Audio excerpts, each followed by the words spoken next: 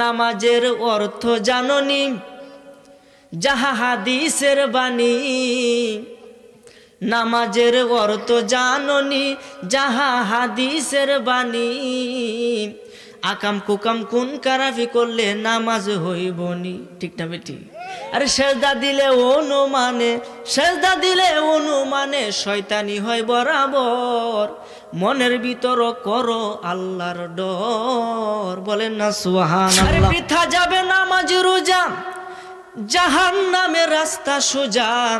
আরে বৃথা যাবে নামাজ রোজা, জাহান্নামের রাস্তা সোজা। ও তুমি যাই না হাদিস মানিতে পারলা না, সরার মাওলানা। চোখ তাকিতেও হইলা রে দিন কানা, ঠিক না বেঠি? আরে চোখ তাকিতেও হইলা রে দিন কানা, সরার মাওলানা। চোখ তাকিতেও হইলা রে দিন কানা। আরে বৃথা যাবে নামাজ রোজা, জাহান্নামের রাস্তা সোজা। আরে যাই না হাদিস মানিতে পারলা না, সরার মাওলানা। চোখ তাকিতেও হইলা রে দিন কানা, বলেন না সুবহানাল্লাহ। মসজিদ ঘরে আল্লাহ থাকে না বাবা মাওলানা, মসজিদ ঘরে আল্লাহ থাকে না। কুলুবুল মুমিনিন আরশে আল্লাহ, এই তো আল্লাহর ঠিকানা। আরে কুলুবুল মুমিনিন আরশে আল্লাহ, এই তো আল্লাহর ঠিকানা।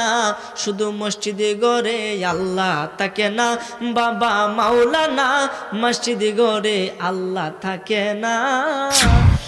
ও দরদি নবী গো, আমরা রে নিবানি সোনার মাদিনা। বলেন ও দরদি নবী গো, আমরা রে নিবানি সোনার মাদিনা। কন্যা ও দরদি গো, আমরা রে নিবানি সোনার মা। ওই আমরা মন দিয়াছি প্রাণ দিয়াছি, বলেন মন দিয়াছি প্রাণ দিয়াছি।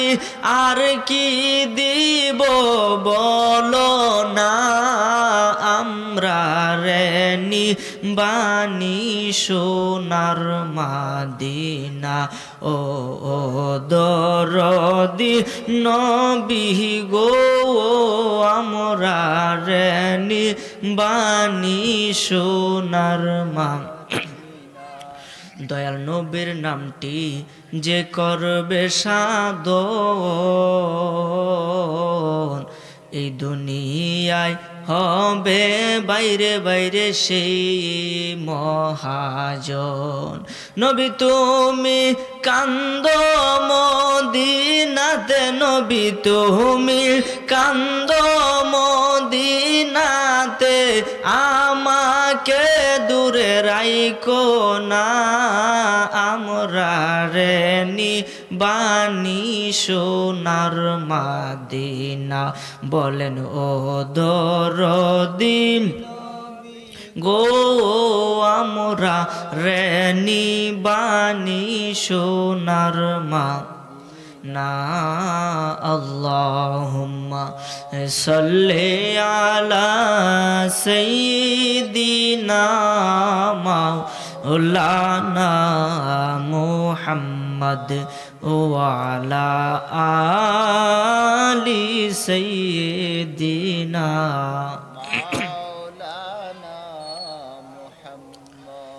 আপনাদের কি খারাপ লাগতেছে বাজান?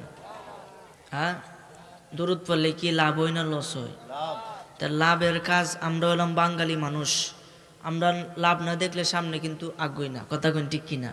তাই যেহেতু একটা মাহফিলের মধ্যে আপনারা এসেই পড়েছেন, যারা যারা এসেছেন প্রত্যেকে বেহেশতি বলেন সুবহানাল্লাহ। বেহেশতি কিভাবে?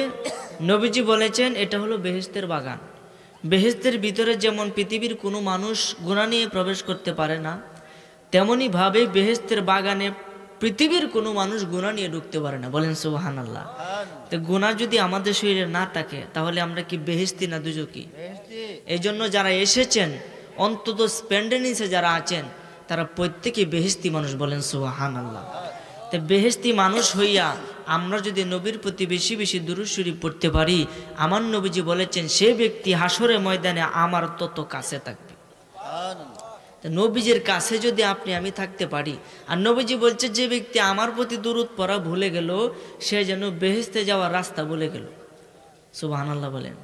তার মানে বোঝা গেল নবী দুরূদ পড়লে বেহেশতে যাওয়া যায়, নবীর দুরূদ পড়লে নবীকে দেখা যায়, নবীর দুরূদ পড়লে নবীর কাছাকাছি থাকা যায়। তাইলে আসুন সেই নবীজিকে খুশি করার নেওতে, ওলি হওয়ার নেওতে উচ্চ আওয়াজে কয়েক মর্তবা দুরূদ শরীফ পড়ি। আল্লাহুম্মা সাল্লি, মাশাআল্লাহ জবান করলেন, মুহাম্মাদ ওয়া আলা আলি সাইয়্যিদিনা মাওলানা মুহাম্মদ। আল্লাহুম্মা সাল্লি আলা সাইয়্যিদিনা মাওলানা মুহাম্মাদ ওয়া আলা মাওলানা মহব্বতে এ পড়লে দুরূদ, ও মুমিন ভাই বসিয়া আপনার দুরূদ শুনেন নবীজি রওজা পাকে শুইয়া। আল্লাহুম্মা সাল্লি, মাশাআল্লাহ মাওলানা মুহাম্মদ ওয়া আলা আলি সাইয়্যিদিনা মাওলানা মুহাম্মদ। জিকির করেন লা ইলাহা সবাই লা ইলাহা ইল্লাল্লাহ, জোরে লা ইলাহা লাহু লা ইলাহা ইল্লাল্লাহ, ও লা ইলাহা ইল্লাল্লাহ লা ইলাহা ইল্লাল্লাহ, জোরে লা ইলাহা ইল্লাল্লাহ, সবাই লা ইলাহা ইল্লাল্লাহ, জোরে লা ইলাহা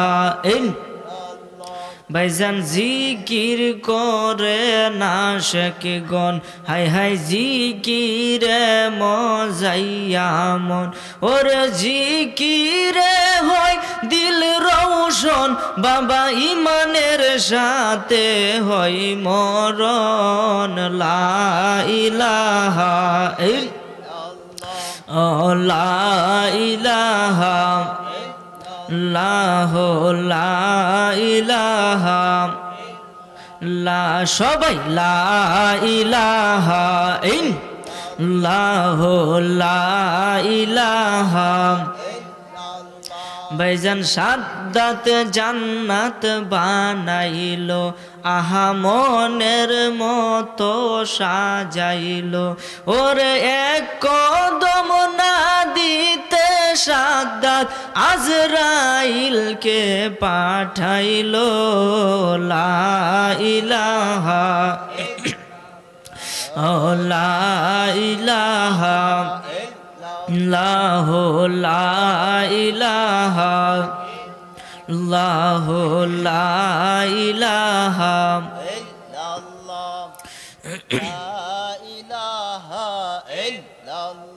সবাই লা ইলাহা। ভাইজান নমরুদে আগুন জ্বালাইলো, সে তাই ইব্রাহিম নবীকে ফালাইল, ওরে আগুন হইল ফুল বাগিচা, পশম নবীর পুরল না। লা ইলাহা ও লা ইলাহা ইল্লাল্লাহ, জুরে লা ইলাহা ইল্লাল্লাহ ও লা ইলাহা বলি হাসবি রব্বি জাল্লাল্লাহ মা ফি কলবি গায়রুন ও নূর মুহাম্মদ সাল্লাল্লাহ লা ইলাহা ইল্লাল্লাহ লা ইলাহা ইল্লাল্লাহ লা ইলাহা লা ইলাহা ইল্লাল্লাহু মুহাম্মাদুর রাসূলুল্লাহ সাল্লাল্লাহু আলাইহি ওয়াসাল্লাম। একটি জবানও বন্ধ রাখিবেন না, চিৎকার মেরে সকলে একবার জোরে জোরে বলি আলহামদুলিল্লাহ। আর একটু মায়ার সুরে সকলে অন্তর থেকে বলি আলহামদুলিল্লাহ। বাজান, আল্লাহ শুকরিয়া আদায় করলে কি লস হয়? আপনারা এতগুলা মানুষ, আপনারা বুঝলাম না আওয়াজ কেন দিতেছেন না? আপনারা যদি আওয়াজ না দেন আমার আওয়াজ হবে না 100%। কারণ তার যদি এখানে একটু সিরাত আহে, বলেন বাতি জ্বলবো?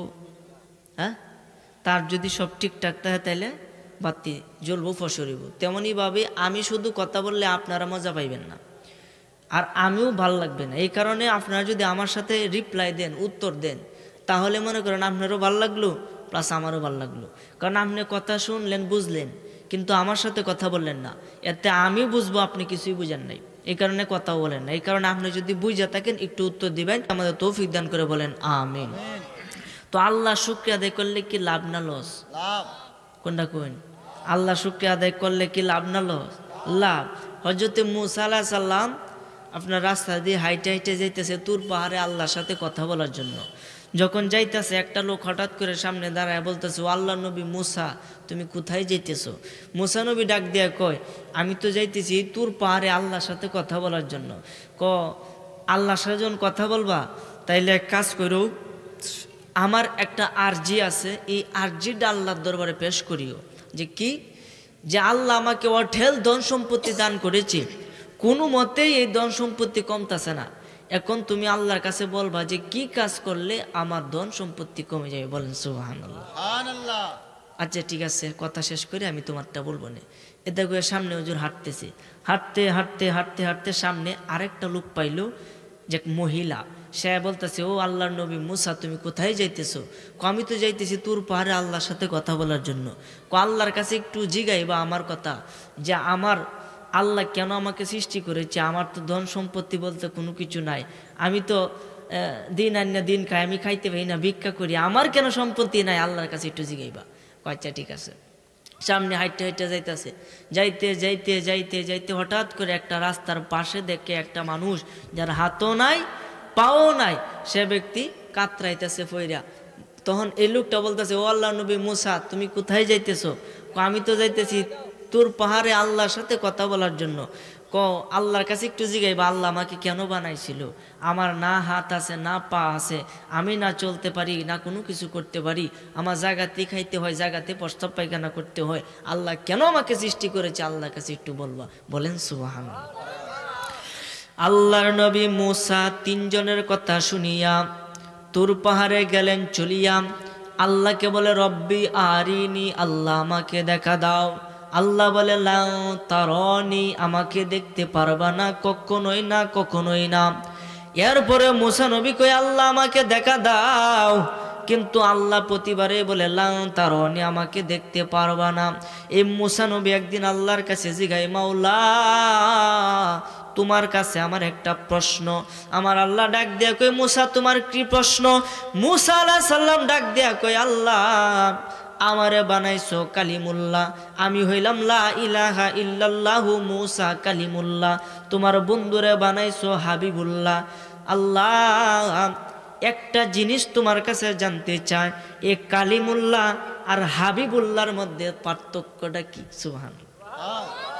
যে আমারে বানাইছো কালিমুল্লাহ, মানে সরাসরি তোমার সাথে আমি কথা কই, যে কথা কোনে বলে মূসা, এর নাম হইছে কালিমুল্লাহ। আর হাবিবুল্লাহ যে আল্লাহর একেবারে কাছের বন্ধু। বলেন সুবহানাল্লাহ।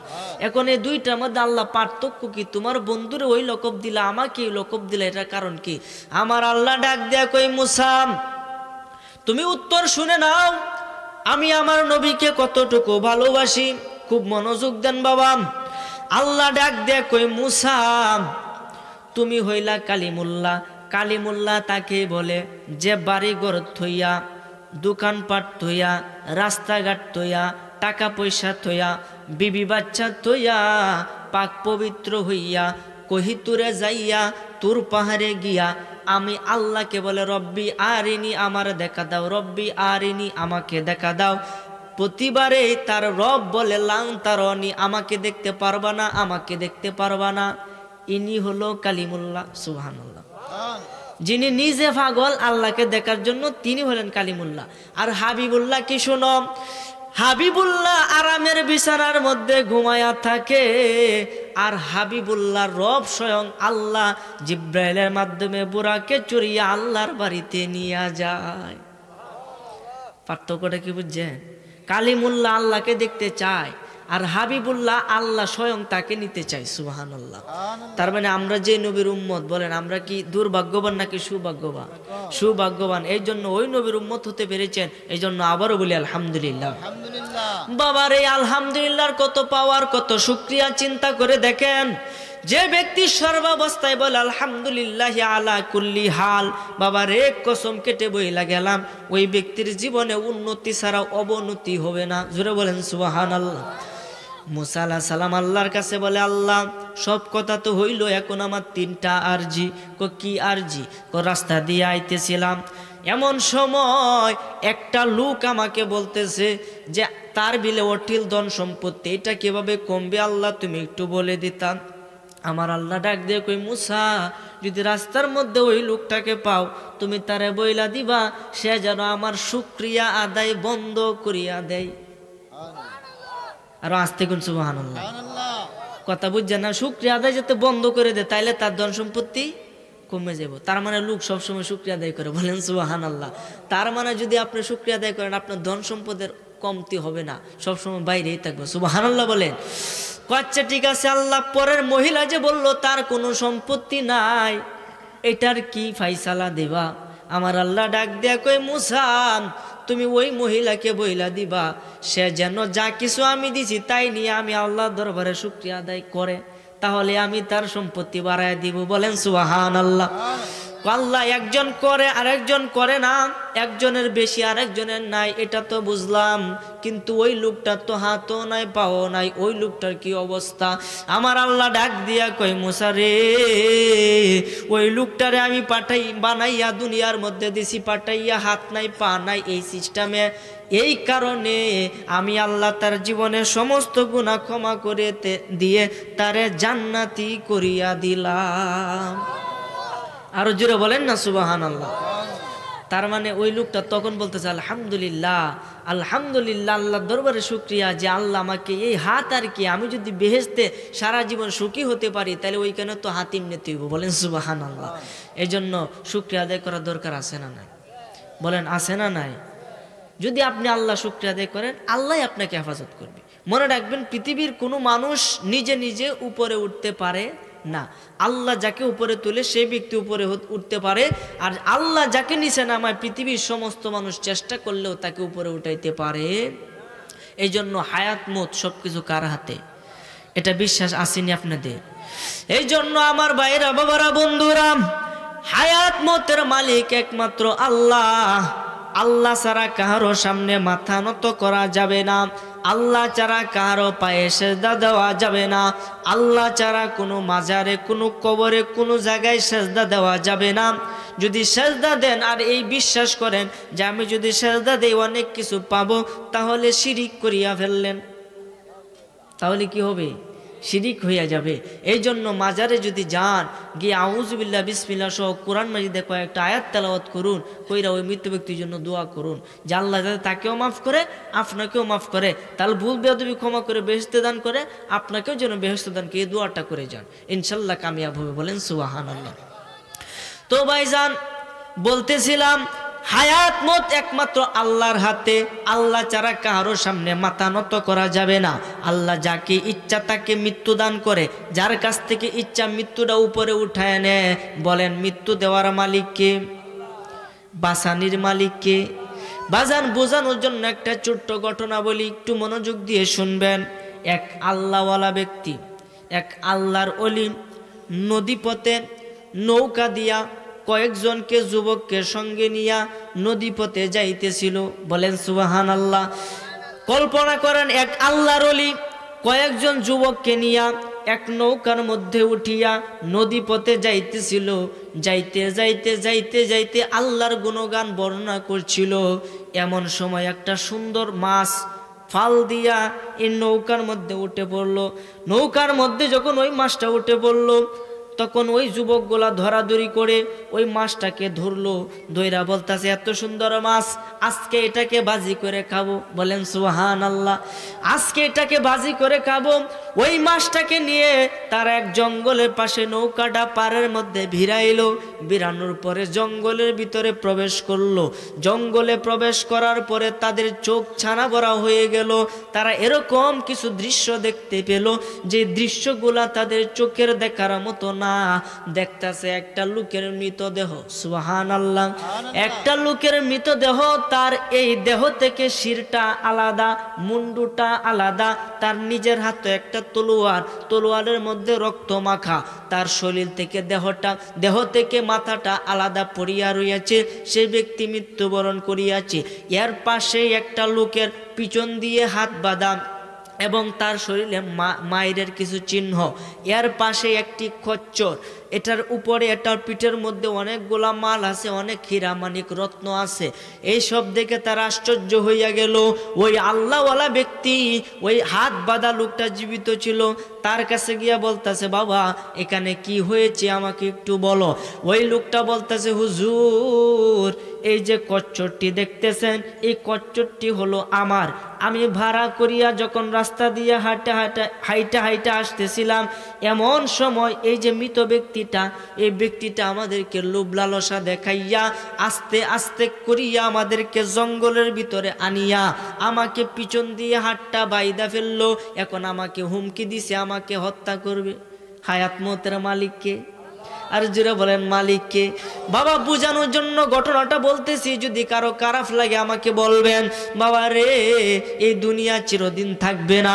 একটু শিক্ষা অর্জন করুন, একটু শিক্ষা অর্জন করুন। সামান্যতম ওয়াজের আমল করা শুরু করে দেন, জীবন সাকসেসফুল হয়ে যাবে।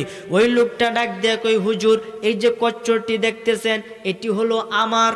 আমি যখন এই ব্যক্তির কথা শুনে জঙ্গল দিয়ে প্রবেশ করলাম, আমাকে মাঝ রাস্তার মধ্যে আইনা আমার হাতগুলাকে বাঁধলো। বাঁধার পরে বলতেছে আমাকে হত্যা করবে। এখন তার এখানে একটা তলোয়ার ছিল, সে তলোয়ার টান দেয়, তলোয়ার বাহির হয় না, আবার টান দেয়, আবার বাহির হয় না। তৃতীয়বারের মাথাতে রাগে এমন জোরে টান দিছে যে তার পায়ে পায়ে বাড়ি লাইগা সে ব্যক্তি তলোয়ারের উপরে পড়ছে। তলোয়ারটা তার গলার মধ্যে লাইগা তার হাতে তার জান কবজ হইছে। বলেন হায়াত মতের মালিক কি? আল্লাহ যদি কারো বাঁচায়, পৃথিবীর কোনো মানুষের ক্ষমতা আছে মারা? তা তার নিজের হাতে নিজে মারা গেছে, আর ওই লোকটা বাচ্চা গেছে। তখন ওই লোকটা বলতেছে, হাই রে, তাহলে তো তোমার অনেক বড় বিপদ হয়েছিল, আল্লাহ তোমার রক্ষা করছে। আচ্ছা ঠিক আছে। তখন বান খুইলা তার কচ্চর তারে ফিরে তার বাড়িতে ফাটাই দিছে। ফাটাই দিয়ে নৌকার মধ্যে যে মাছ তুইছিন, এই মাছ গেছে কাটতো, দইরে কাটতো গেছে, মাছ ফাল দেয় পানিতে ফিরে মাছও গেছে। বলেন সুবহানাল্লাহ। তা বলেন বাঁচাইছে কে? আল্লাহ। এই কারণে হায়াত মতের মালিক একমাত্র আল্লাহ। সেজদা দিলে একমাত্র আল্লাহকে দিবে, কিন্তু অনুমানে সেজদা দেওয়া যাবে না। অনুমানে সেজদা দিলে শয়তানের পায়ে সেজদা হয়। এই জন্য আল্লাহকে হাজির নাজির রাইখা, আল্লাহ সব সময় হাজির, এটা বিশ্বাস রাখবেন। আপনার জান রোগের থেকে আরো বেশি নিকটে আল্লাহ থাকে। সুবহানাল্লাহ। রাস্তা আওয়াজ করে বলেন সুবহানাল্লাহ। এই জন্য তো আমি কই, নামাজের অর্থ জাননি যাহা হাদিসের বাণী, নামাজের অর্থ জাননি যাহা হাদিসের বাণী, আকাম কুকাম কোন কারাফি করলে নামাজ হইবনি। ঠিক না বেটি? আরে সেজদা দিলে অনুমানে, সেজদা দিলে অনুমানে শয়তানি হয় বরাবর। মনের ভিতর করো আল্লাহর ডর। বলেন না সুবহানাল্লাহ। অনুমানে সেজদা দেওয়া যাবে না, সেজদা দিলে শয়তান বরাবর হবে। আমার নবীজি বলেছেন, তুমি এমন ভাবে নামাজ পড়ো যেন তুমি আল্লাহকে দেখতেছো। আর আল্লাহকে যদি তুমি না দেখতে পাও তাহলে এইটুকু বিশ্বাস করো যে আল্লাহ তোমার সামনে আছে। সুবহানাল্লাহ। এই আল্লাহকে ধ্যান করিয়া সেজদা দিবেন, সেজদাটা কবুল হবে। বাবা রে, নামাজ পড়তে পড়তে কপালের মধ্যে দাগ বানায় আল্লাহ আছে না নাই? এই নামাজ কবুল হবে না, কখনোই সেজদা দিলে কপালে দাগ হবে না। সেজদাটা সেজদার মতো দিতে হবে। প্রথমে লাগবে নাক, তারপরে হইছে কপাল। ওঠার সময় আগে উঠবে কপাল, তারপরে উঠবে নাক। নাকের মধ্যে গসা বেশি লাগে। এখন নাকে কর না হইয়া হয় কপালে, কেন? কথা কোন ঠিক কিনা? তার মানে বোঝা যায় তারা কপাল দ্বারা সেজদা করে, কপাল দ্বারা সেজদা করলে সেজদা হবে না।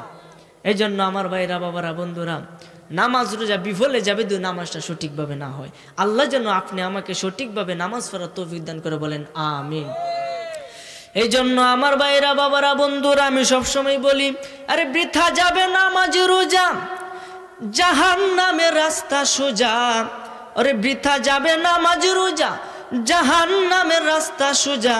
ও তুমি যাই না হাদিস মানিতে পারলা না, সরার মাওলানা, চোখ তাকিতেও হইলা রে দিন কানা। ঠিক না বেঠি?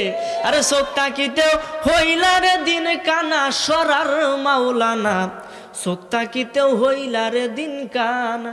আরে বৃথা যাবে নামাজ রোজা, জাহান্নামের রাস্তা সোজা। ওরে যাই না হাদিস মানিতে পারলা না, সরার মাওলানা, চোখ তাকিতেও হইলা রে দিন কানা। বলেন না সুবহানাল্লাহ। এই শানের অর্থ বুঝলে বাবা নামাজ হইয়া যাবে। নামাজ, আরে নামাজ কিসের নামাজ? আমার আল্লাহ পবিত্র কোরআনে বলেছে, ইন্নাস সালাতা তানহা আনিল ফাহশাই ওয়াল মুনকার ওয়া আলা যিকরুল্লাহি আকবার। বলেন সুবহানাল্লাহ।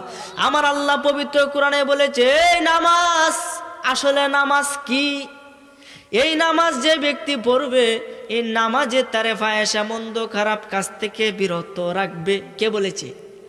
আল্লাহর কথা কে হাসা না মিছা? হ্যাঁ, একদম সত্য, নিগুড় সত্য, যেটা আমাদের কোনো ভেজাল নাই। তা আল্লাহ বলেছে নামাজ খারাপ কাজ থেকে বিরত রাখবে। এখন নামাজ পড়ে সুদ খায় কি খায় না, ঘুষ খায় কি খায় না, এরপরে খারাপ কাজ করে কিনা, তাহলে এই নামাজ কেন তারে বিরত রাখলো না? হ্যাঁ, নামাজ হয় না। নামাজ কি? আহারে নামাজ কি?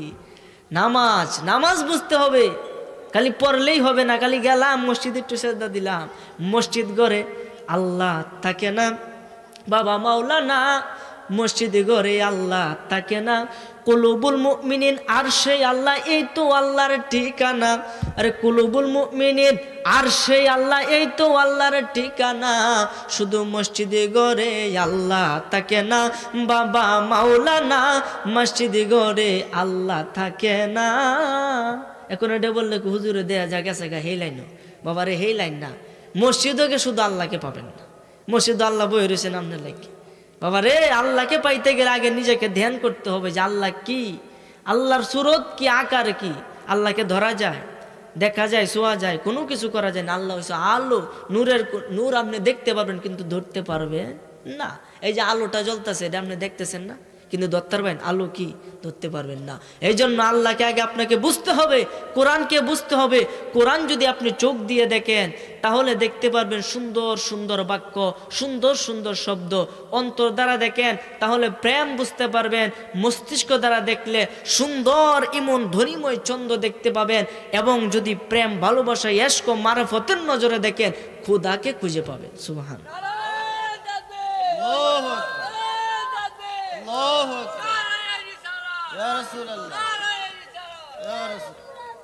সকলে বলি মারহাবা। এখন আল্লাহকে পাওয়ার দরকার আছে না নাই? আমার আল্লাহ পবিত্র কোরআনে কয়ে দিয়েছে তুমি আল্লাহর কিভাবে পাইবা। সুবহানাল্লাহ বলতেন না? আমার আল্লাহ বলেছে যদি তোমরা আমাকে পাইতে চাও, বাবারে আমি কি বলতেছি নিজেও জানি না। যদি আল্লাহ পবিত্র কোরআনে বলেছে যদি তোমরা আমাকে পাইতে চাও, আমাকে দেখতে চাও, আমাকে দেখার বাসনা কি কারো আছে? আল্লাহ আমাকে প্রশ্ন করেছে, আপনাকে প্রশ্ন করেছে যে আমাকে দেখার বাসনা কি কারো আছে? যদি থাকে তাহলে একটা কাজ করো, তাহলে আমি খোদাকে পেয়ে যাবে।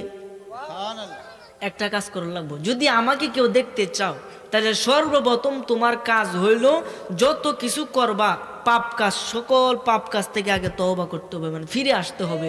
তওবা করার পরে তোমাকে নেক আমল করতে হবে, তাহলে তোমার জীবনের সমস্ত গুনাহ ক্ষমা হয়ে যাবে।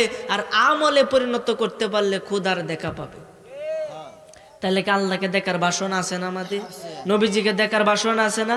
তাহলে আসুন আজকে থেকে আমল করা শুরু করে দে। সময় কিন্তু আমাদের সামনে খুবই কম, এই জন্য সময়কে কাজে লাগান, জীবনে অনেক কিছু হবে। সময়ের মতো যদি কোনো কাজ না করেন, সময় গেলে এটার চোয়া আর কখনো পাবেন না। এই জন্য নামাজ আগে 5 ওয়াক্ত কায়েম করতে হবে, এরপরে আপনি মারফত পাইবেন। শরীয়ত বাদ দিয়ে মারফত পাওয়া যায় না, আর মারফত করলে সে আসলে মারফতের কিছুই বুঝে না। এই জন্য আগে শরীয়ত কি দাঁড়িয়ে রাখতে হবে, টুপি পড়তে হবে, 5 ওয়াক্ত নামাজ কায়েম করতে হবে, রমজান মাসে রোজা রাখতে হবে, উপযুক্ত হইলে হজ যাকাত আদায় করতে হবে। এগুলার নাম হলো শরীয়ত। শরীয়তের সমস্ত কাজ যদি আপনি করতে পারেন, আপনার জন্য তরিকতের রাস্তা খুলে যাবে। আপনি রাস্তায় হাঁটা শুরু করবেন, আমল করা শুরু করবেন।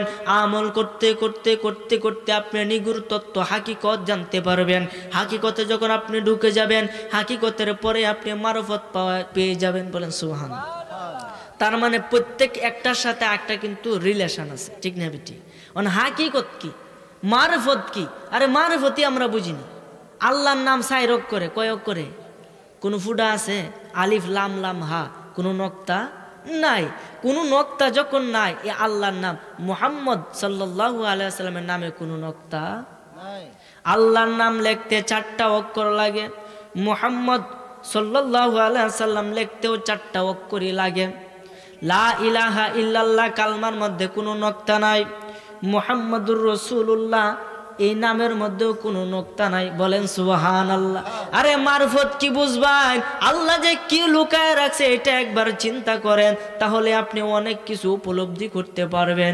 এই জন্য আমার ভাইরা, বাবারা, বন্ধুরা খুব মনোযোগ দেন। লা ইলাহা ইল্লাল্লাহ লিখতে 12টা অক্ষর লাগে, মুহাম্মাদুর রাসূলুল্লাহ লিখতেও 12টা অক্ষর লাগে। 12 মিললে হলো 24, রাত দিন মিললে হলো 24 ঘন্টা। বিসমিল্লাহির রহমানির রহিম, এটা হলো সমস্ত কিছুর আগে এটা বলতে হবে। যে কোনো সূরা পড়বেন বিসমিল্লাহটা বলতে হবে। ওই বিসমিল্লাহর মধ্যে আছে 19টা অক্ষর। খুব মনোযোগ দেন। বিসমিল্লাহর মধ্যে আছে 19টা অক্ষর, বিসমিল্লাহর মধ্যে আছে 19টা অক্ষর। দুজকে পাহারাদার ফেরেশতা, আযাবের ফেরেশতা হলো 19 জন। 5 ওয়াক্ত নামাজ 5 ঘন্টা এবং 19 ঘন্টা হলো বিসমিল্লাহির রহমানির রহিম। এখন 5 ওয়াক্ত 5 ঘন্টা আর 19 ঘন্টা মিললে হলো 24 ঘন্টা। সুবহানাল্লাহ। কি বুঝলেন? হ্যাঁ, চিন্তা করছেন একবার? হ্যাঁ, এই জন্য বাবা চিন্তা করতে হবে। শরীয়ত, তরিকত, হাকিকত, মারেফত। শরীয়ত লিখতেও 4টা অক্ষর, তরিকত, হাকিকত, মারেফত এগুলো লিখতেও 4টা অক্ষর, এবং শরীয়ত, তরিকত, হাকিকত, মারেফত এইগুলো হলো 4টা। বলেন সুবহানাল্লাহ। শাফি, মালিকি, এরপরে আপনার শাফি, মালিকি, হানাফি আর কি হাম্বলি, কয়টা মাযহাব? 4টা। বলেন সুবহানাল্লাহ। 4টা মাযহাব। এরপরে আপনার আছে আরশ, কুরসি, লৌহ কলম, এনো কয়টা? এনো 4টা। আপনি একটু চিন্তা করেন না বৈশা। আগে শরীয়তের সব ঠিক রাখেন, এরপরে আপনি আমল করেন। আমল ছাড়া কোনো কাজ হবে না। সময় শেষ নাকি? আমার সময় শেষ? আলহামদুলিল্লাহ। আরে না, কমিটিরা বক্তা নিয়ে এসেছে আজকে যে মাহফিলটা, আমি তো হুজুরা নামও বলতে পারি নাই কারণ সময় স্বল্পতার জন্য। আজকে যে মাহফিলটা যিনি করেছে, আমাকে যিনি দাওয়াত করেছে, মোহাম্মদ নজরুল ইসলাম ফকির সাহেব, উনি যে মাহফিলটা করছে আসলে কি খারাপ করছে? হ্যাঁ, ভালো একটা মাহফিল। এখানে যদি সকলে সহযোগিতা করেন বা সকলে যদি একজোট হন, তাহলে মনে করেন কি ভালো হয় না? অনেক ভালো হয়। মনে করেন একটা কঞ্চা, এটাকে একটু জাতা দিলে ভাঙ্গে যাব। 2টা করলে একটু কষ্ট হবো, 3টা একটু বেশি কষ্ট হবো, 4টা, 5টা, 6টা, 7টা যদি একসাথে থাকে এটা সহজে কিন্তু ভাঙ্গা যায় না। এই কারণে একজনের পক্ষে যে কাজটা অনেক কঠিন, 10 জনের পক্ষে অনায়াসে এটা করা সম্ভব। এই জন্য আমার ভাইরা, বাবারা, বন্ধুরা, আপনারা একটু পাশে থাকবেন, একটু সহযোগিতা করবেন। এই যে মাহফিলটার মধ্যে আরো অনেক মানুষ হইতো, কিন্তু হয়তো বা কোনো সমস্যার কারণে মাহফিলটার মধ্যে মানুষ একটু কম হয়েছে। এরপরে যত হয়েছে আল্লাহ দরবারে শুকরিয়া বলি আলহামদুলিল্লাহ। আমার জন্য দোয়া করবেন। আলোচনা যাই করেছি যদি একটু হলেও বুঝে থাকেন আমল করা শুরু করেন। আল্লাহ যেন সর্বপ্রথম আমাকে এবং দ্বিতীয়ত আপনাদের সকলকে আমল করে এবং সঠিক বুঝ দান করে বলেন আমিন। হাদা ওয়া আখিরি দাওয়ানা আনিল হামদুলিল্লাহি রাব্বিল আলামিন ওয়াসসালাতু ওয়াসসালামু আলাইকা ইয়া রাসূলুল্লাহ। আসসালামু আলাইকুম ওয়া রাহমাতুল্লাহি ওয়া বারাকাতুহু।